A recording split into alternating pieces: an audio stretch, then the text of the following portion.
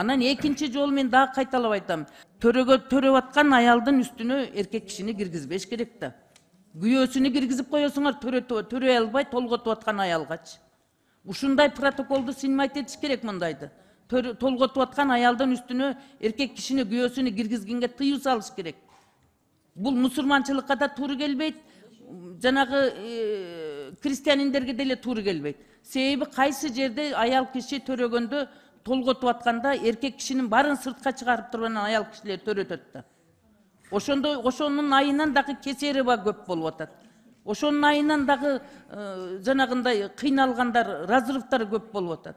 Бул уят эмес, бул уят сөз эмес. Бул реалдуу жашоодогу кыз келиндердин ден соолугунун жоголуп аткандыгы, төрөттү туура эмес болуп калып атат. Бул биздин ошон үчүн ушул маселени дагы сиз караңыз протоколду. Надира Азимовна, бул жана партнерду деп коет, аны биз отмент еттик. Азыркы кезде сиз айткандай күйөөсү да кирбейт, эч ким да кирбейт. Мурдакы системага келди. Биз ал системаны партнер дегенди отмент еттик.